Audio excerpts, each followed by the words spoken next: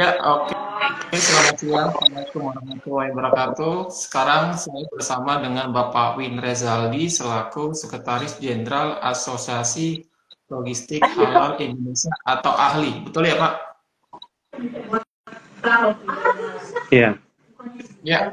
Terima kasih Pak Win sudah berkenan untuk join di Trasgo Talk siang ini, Pak. Ya, selamat siang semua. Ya, Pak, akan kita ulas siang ini. Kita ketahui kan menjelang wajib halal pada Oktober 2024, Pak ya. Dan di bulan ini diluncurkan atau launching dari Asosiasi Halal Logistik Indonesia atau AHLI. Apakah kemunculan dari AHLI ini untuk mempersiapkan itu, Pak? Ya, salah satunya ahli muncul ini karena kita sangat concern ya. Kita ini di sini adalah para senior industri logistik. Kita juga memperhatikan begitu rumitnya proses pengurusan dan pemerolehan sertifikasi halal logistik di Indonesia. Jadi kita juga ini hadir karena beberapa kondisi tadi. Dan apalagi ini dikaitkan dengan wajibnya halal sertifikasi Oktober 2024. Gitu, Pak. Baik. Persisnya inisiasi dari kemunculan AHLI ini dilakukan per kapan, Pak? Dari para founder atau dari para pendiri? Sebelum Juni 2024 itu kita sudah 3 bulan sebelumnya kita sudah sudah berpikir akan membentuk ini. Namun kemarin kita launchingnya itu 24 Juni 2024. 24 Juni 2024 di Bandung kita launching untuk asosiasi ini, gitu. Oke, apakah karena memang belum ada wadah atau asosiasi yang menaungi terkait isu ini, Pak ya? 2023 sebetulnya National Logistic Community juga itu udah concern ya. Itu juga dia udah concern ke situ, tapi melihat perkembangannya itu kita berpikir memang perlu lebih fokus ke halalnya karena yang kemarin masih sifatnya umum, sehingga dengan itu kita pikir kita akan lebih masuk ke dalam ke halal logistiknya lagi. Jadi timbullah AHLI itu sebagai bentuk lebih pasnya gitu dalam membantu akselerasi tadi.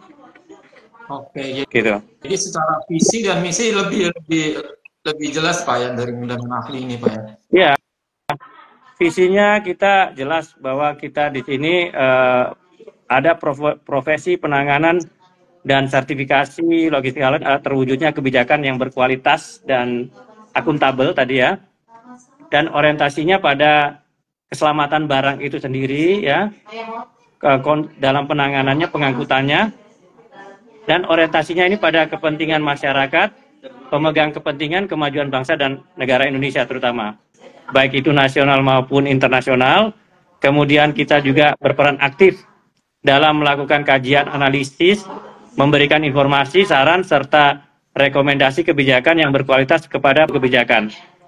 Yang ketiga, kita meningkatkan kompetensi melalui sertifikasi logistik halal.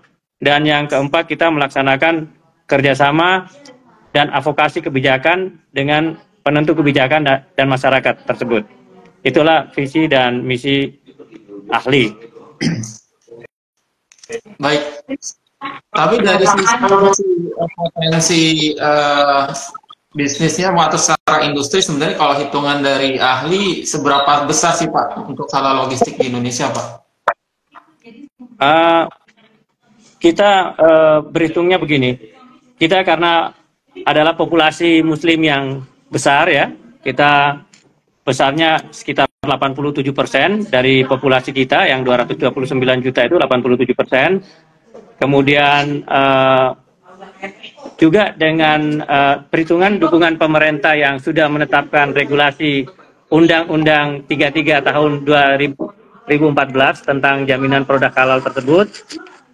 Kemudian kita lihat lagi pertumbuhan ekonomi syariah, ya, itu mulai dari perbankan dan mendukung pariwisata, makanan halal itu berkembang pesat. Ini memerlukan dukungan logistik yang sesuai dengan prinsip-prinsip halal tersebut. Dan kita lihat juga ekspor produk halal, potensinya besar, pembangunan infrastruktur logistik Indonesia, kita lihat pelabuhan-pelabuhan ada dibangun baru, bandara-bandara juga, dan jaringan transportasi. Dan kita lihat juga kesadaran konsumen, mulai dari permintaan konsumen itu terus meningkat gitu ya. Nah, dan terakhir investasi dan teknologi yang kita lihat ini juga makin berkembang, adanya IoT, Internet of Things, AI, kecerdasan buatan, ini akan mendorong untuk meningkatkan efisiensi kepatuhan terhadap standar halal yang sudah ada sebelumnya pada produk makanan. Begitu Pak, jadi potensinya cukup besar ya, jadi untuk mendorong ke situ. Demikian. Ya, kalau berkaca dari negara muslim lain, apakah sudah ada yang menerapkan halal logistik, Pak?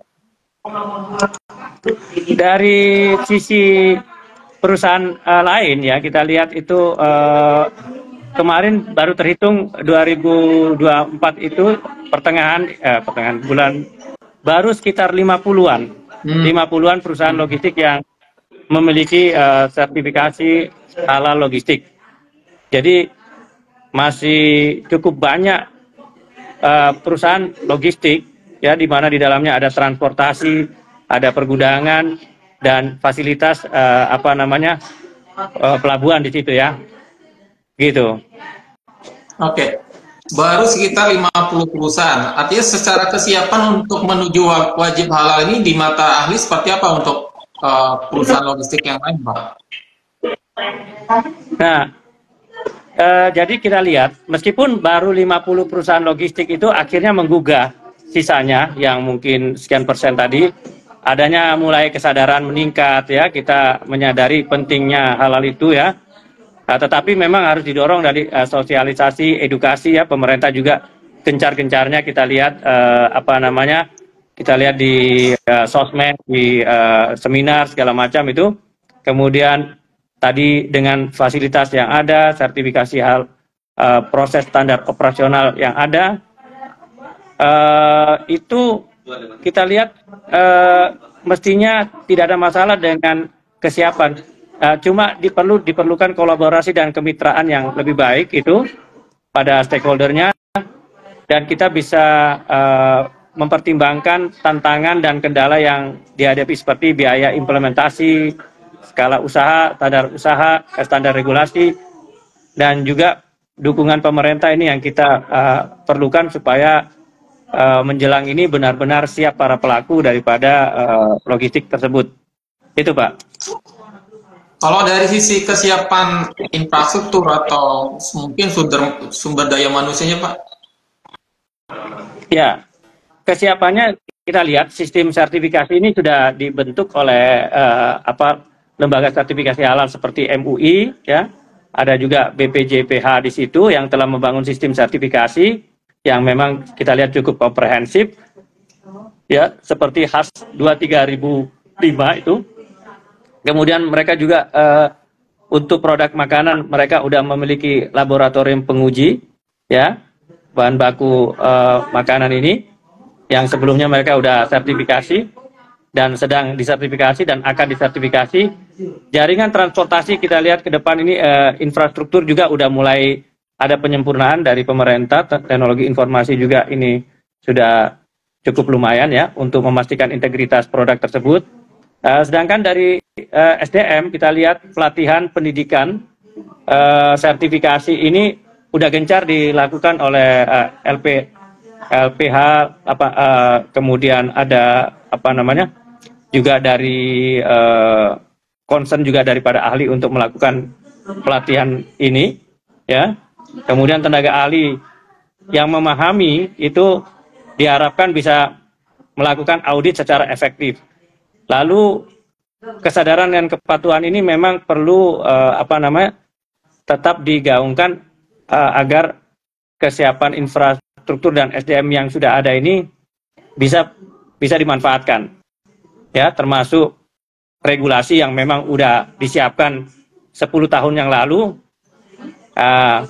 dan kerjasama yang memang harus terus ditingkatkan antara pemerintah, lembaga sertifikasi, dan industri untuk mempercepat proses sertifikasi dan kualitas layanan sertifikasi halal tersebut.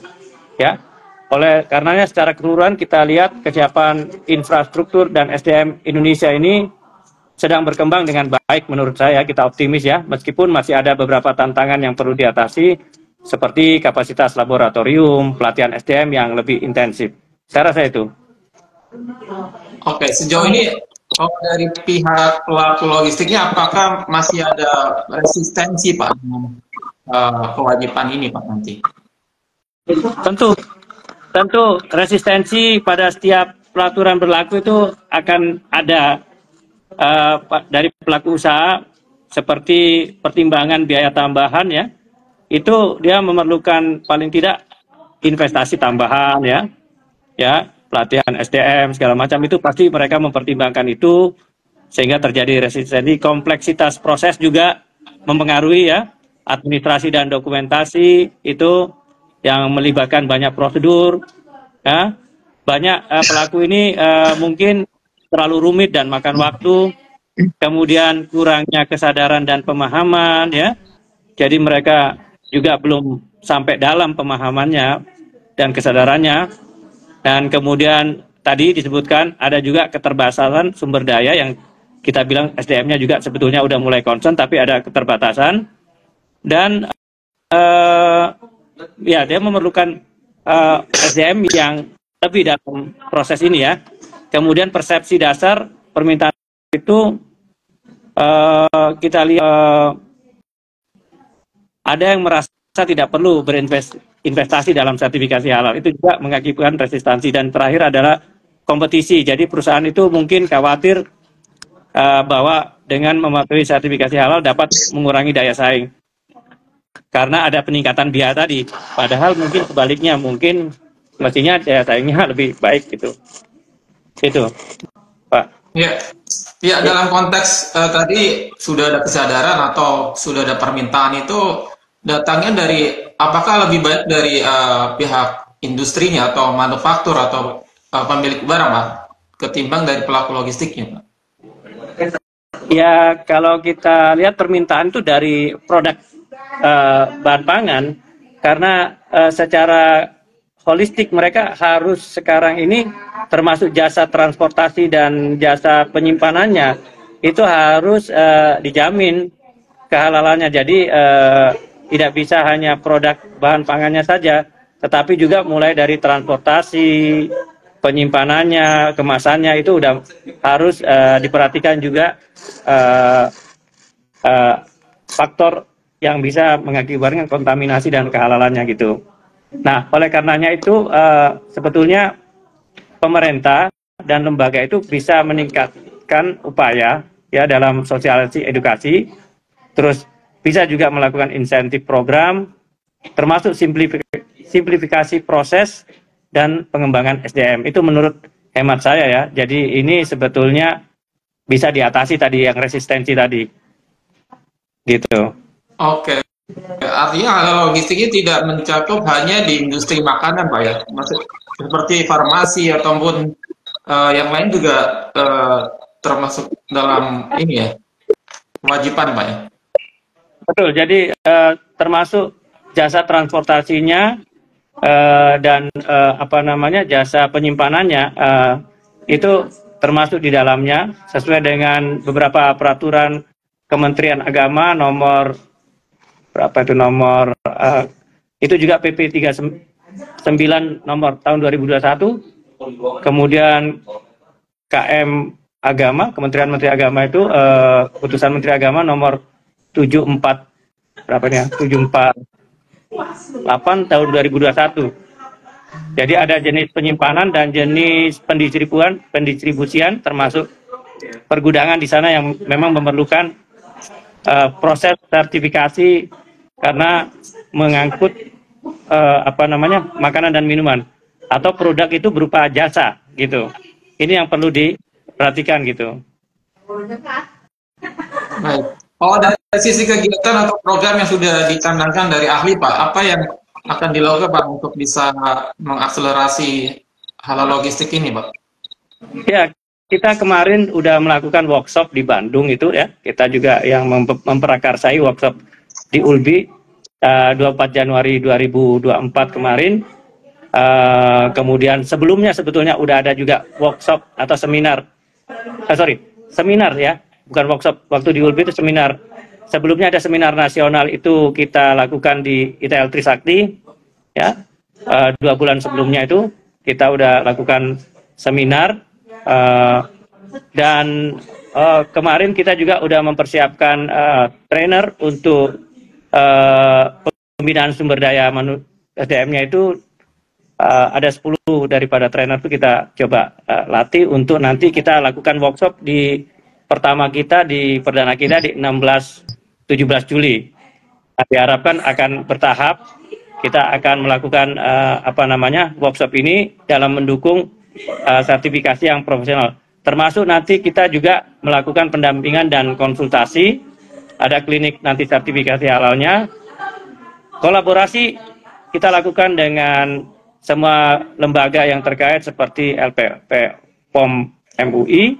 Kita dengan beberapa otoritas kemarin sudah melakukan suatu jalinan pembicaraan dengan logistik, apalagi ya kita karena di situ kita pesertanya banyak logistik. Kemudian peningkatan kesadaran publik yang kita lakukan seperti awareness itu kita udah lakukan, termasuk program yang sekarang lagi kita lakukan ini adalah mudah-mudahan sebagai kampanye kesadaran Transgo News ini. Kemudian pengembangan infrastruktur kita mendorong untuk itu ya. Fasilitas pengujian kita coba kembangkan yang memang mendekati daripada logistik yang yang sesuai benar dengan logistik yang diharapkan. Kemudian teknologi informasi ke depan kita akan mencoba berbasis teknologi informasi untuk melakukan traceability. Itu juga kita akan bantu insentif program yang diberikan bila asisten atau ahli membantu memberikan juga beberapa insentif seperti sertifikasi halal, akan mungkin ada beberapa diskon yang kita bantu melalui beberapa lembaga penjamin halal yang udah melakukan MOU terhadap kita, termasuk akses pembiayaan kita bantu dalam arti kata meminta keringanan terhadap proses sertifikasi tersebut. Itu sih Pak. Baik. Pak, mungkin agak flashback ke belakang Pak terkait terminologi dari halal logistik. Sebenarnya apa itu halal logistik Pak? Dan apa urgensinya Pak untuk bisa diterapkan gitu? Ya, jadi halal logistik ini kan sebetulnya merujuk pada proses pengelolaan rantai pasok. Ya, kemudian dia itu akan memastikan bahwa produk ini tetap terjamin kehalalannya dari titik asal hingga sampai ke konsumen akhir, itu ceritanya ya.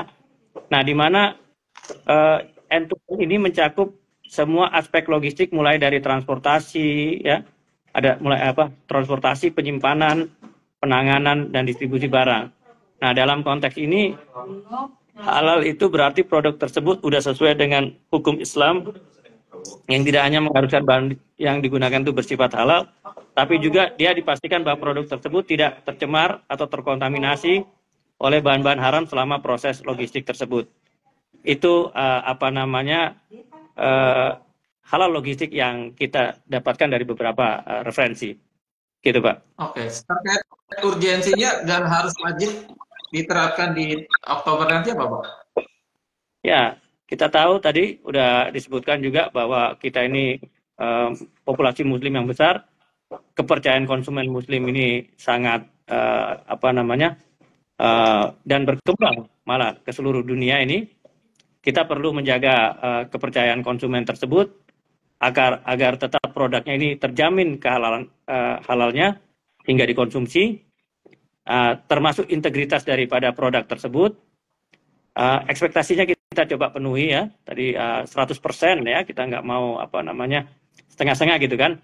Kemudian urgensinya juga kita harus comply kepada regulasi, patuh terhadap regulasi yang ditetapkan oleh negara, Undang-Undang 33 tahun 2014 tadi, ya, itu kita mencoba mestinya pelaku itu kita coba untuk sadar untuk comply daripada regulasi tersebut. Kemudian urgensinya lagi pasar yang lebih luas ini dia menerapkan halal logistik ini agar bisa mengakses pasar-pasar baru yang mungkin tidak dapat dijangkau, yang tadinya ini ibarat di luar itu kayak Malaysia, Turki itu memang mereka juga berkembang. Ada memang beberapa negara yang memang ingin sekali produk yang masuk itu benar-benar halal gitu. Nah, ini kita harus bisa jangkau. Kemudian keunggulan kompetitif ya, itu kita dengan sertifikasi halal itu, maka diharapkan ada keunggulan kompetitif. Konsumen itu cenderung akan memilih produk yang benar-benar jelas standar kehalalannya. Lalu kita urgensinya lagi mencegah kontaminasi silang ya, cross contamination, di mana ada kemungkinan cross kontaminasi itu antara produk halal dan non halal selama proses pengiriman. Nah, ini kita adanya di sini untuk urgensinya untuk menjaga kemurnian produk itu tetap terjaga. Dan yang terakhir adalah transparansi dan akuntabilitas. Di sini kita lihat sistem halal logistik ini ya, baik mencakup pencatatan, administrasi, pelaporan yang transparan, dan memungkinkan audit yang lebih mudah dan bisa dipastikan akuntabilitasnya di seluruh rantai pasok. Itu Pak, terkait urgensinya. Artinya konteks wajib halal logistik ini di semua proses logistik dan supply chain Pak, mulai dari mungkin penyimpanan, dari distribusinya, unitnya juga, gudangnya juga, semuanya ya Pak? Betul sekali. Itu yang memang harus diperiksa atau diaudit ya, untuk benar-benar bisa dipastikan peluang kontaminasi itu tidak terjadi di area tersebut atau di fasilitas tersebut, gitu. Baik, dan ini mencakup untuk semua industri Pak ya, baik makanan, farmasi. Ya, industrinya itu tadi disebut makanan, minuman, farmasi, kosmetik, herbal, suplemen, produk hewan dan turunannya, termasuk produk jasa pendukungnya seperti industri warehousing dan industri transportasi, itu adalah yang diperhatikan sertifikasi halal logistiknya gitu. Oke. Untuk pengusaha logistik yang berkeinginan untuk mendapatkan sertifikasi halal logistik, bagaimana tahapannya Pak? Bila kita merujuk daripada aturan atau yang digambarkan oleh LPPOM MUI atau MUI, itu ada 5 tahapan ya. Mereka melalui tahapan awal pre-assessment, itu dilakukan tadinya oleh LPPOM MUI, tapi dengan adanya ahli ini, itu sebagian itu pre-assessment kita sudah bisa membantu tugas mereka di awal. Kemudian lalu pendaftaran registrasi, itu kita juga sebetulnya ada bantuan juga ke situ, namun saat ini masih dilakukan oleh registrasi itu masih under control LPPOM MUI, tahap kedua ya. Nah, tahap ketiga audit. Nah, sebetulnya untuk audit yang tahap ketiga juga, ini sebetulnya sudah dibantu juga pada saat dipercayakan kepada Asosiasi Halal Logistik dalam perannya sebagai fasilitator, itu kita bantu juga untuk pre-auditnya agar nanti proses audit yang ketiga ini tidak begitu sulit, tidak begitu lama gitu. Nah, kemudian yang keempat adalah bagaimana MUI itu menetapkan kehalalan produk tersebut dalam kurun 14 hari kerja setelah proses pendaftaran dan audit tadi dilakukan. Lalu terakhirnya akan dilakukan penerbitan sertifikat halal. Jadi ada 5 tahapan itu. untuk alur prosesnya. Jadi di situ ada juga yang kita sebut bahwa ahli juga berusaha berperan aktif untuk membantu alur proses sertifikasi halal tersebut. Begitu, Pak. Oke, ya, kalau dari kelengkapan dari berkas atau syarat yang perlu dipersiapkan, Pak, termasuk biayanya apa ya? Berapa gitu, Pak? Ya, kalau kita berkas-berkasnya ini kebanyakan dokumen perusahaan ya, seperti NID ya, kita persiapkan untuk dimasukin ke dalam OSS, kemudian dokumen-dokumen terkait bahan produknya seperti apa daftarnya, kemudian kita harus menyampaikan bahwa mereka harus mempersiapkan personel untuk dikirim sebagai penyelia sebelum itu dilakukan pre-audit. Nah, di mana nanti mereka juga menyiapkan tim kebijakan halal atau tim halal ya di perusahaannya itu, dan manual untuk membackup SOP yang mereka nanti buat ya. Kemudian ya prosedur dari SOP, kemudian tentu saja sebelumnya itu akan dilakukan juga pelatihan dan kompetensi ya.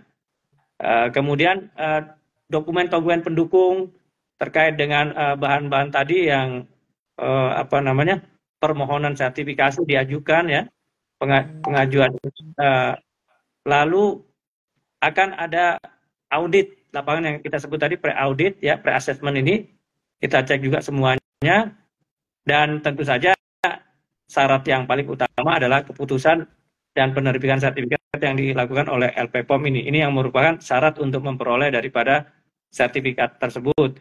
Dan ada dua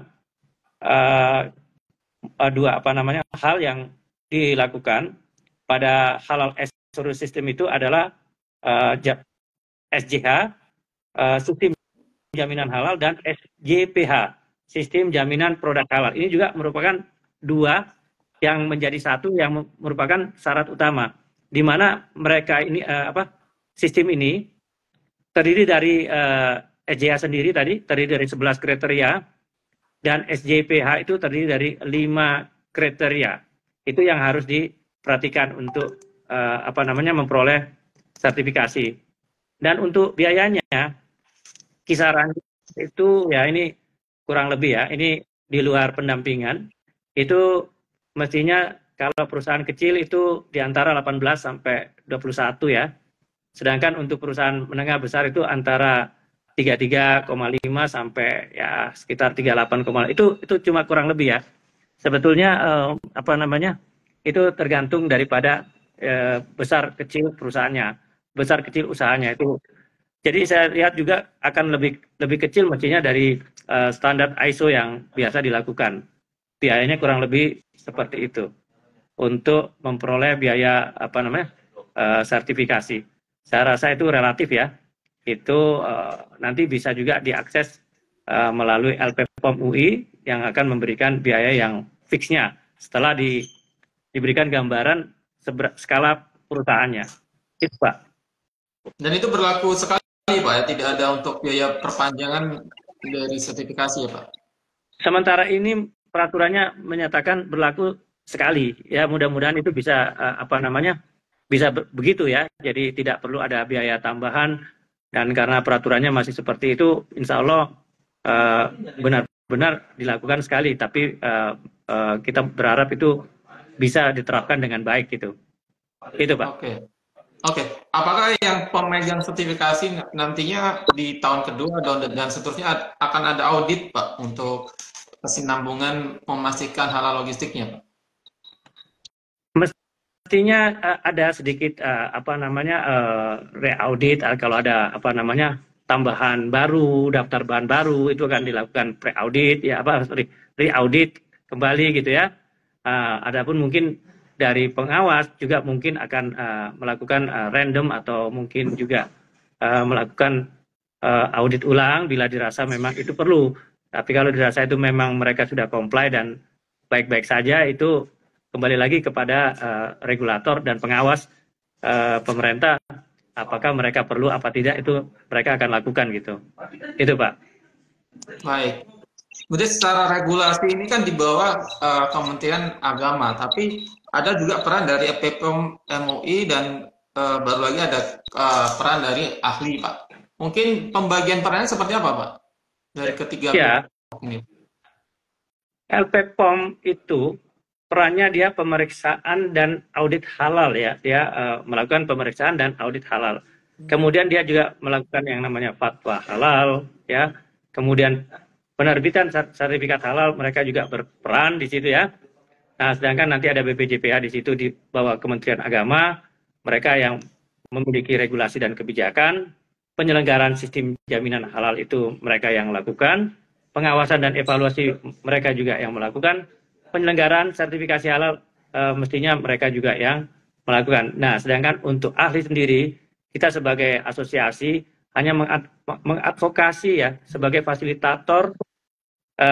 Kita punya apa namanya anggota logistik yang apa namanya logistik yang ada di Indonesia yang memang memiliki concern untuk melakukan sertifikasi, termasuk tadi membantu proses supaya terjadi akselerasi percepatan keringanan biaya itu adalah kita, dan juga perannya juga membantu kajian-kajian di akademisi agar yang namanya halal logistik ini bisa benar-benar diterapkan secara baik di negara kita.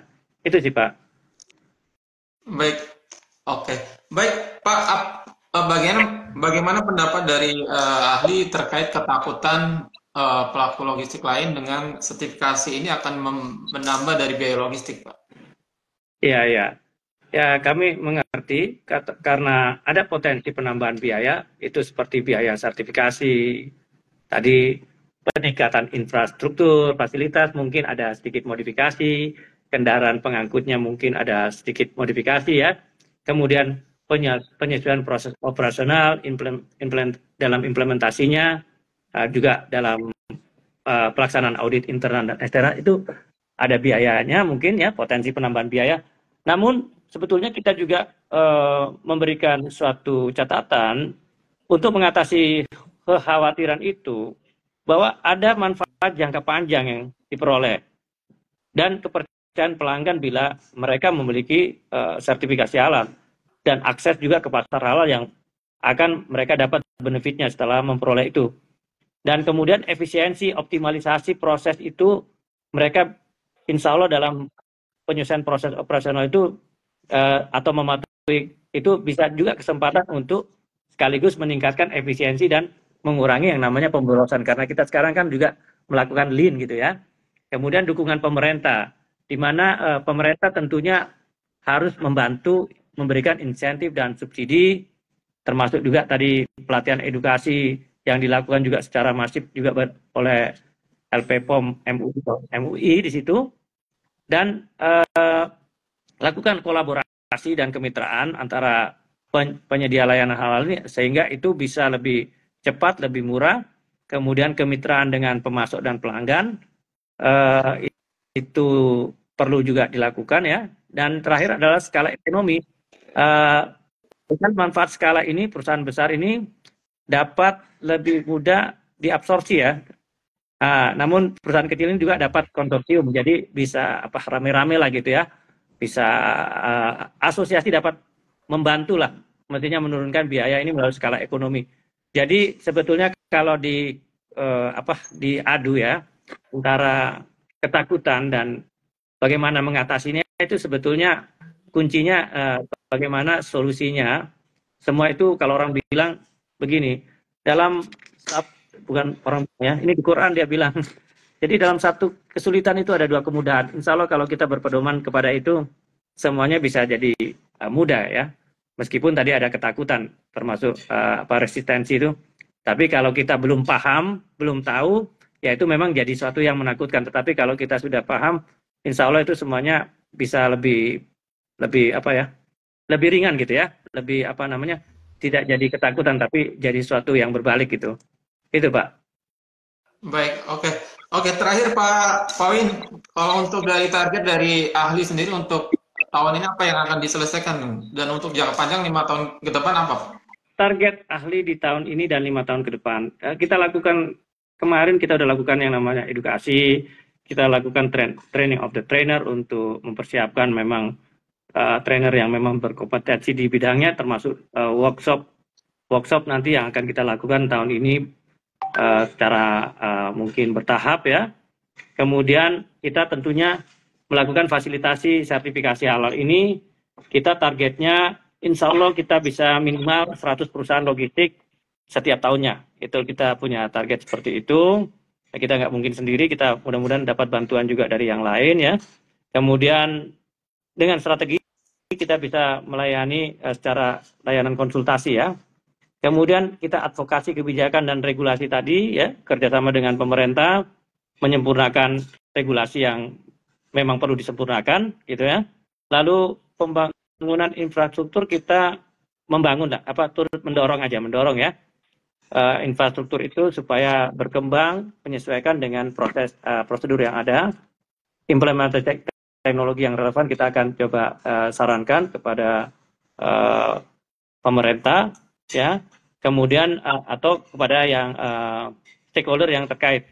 Kemudian kita juga bantu untuk promosi dan pemasarannya ya, meningkatkan awareness itu terhadap publik, itu kita lakukan sosialisasi, kita bantu ya. Ya itu pasti berlangsung dalam sepanjang tahun hingga 5 tahun ke depan, sehingga itu benar-benar bisa 100% insya Allah ya.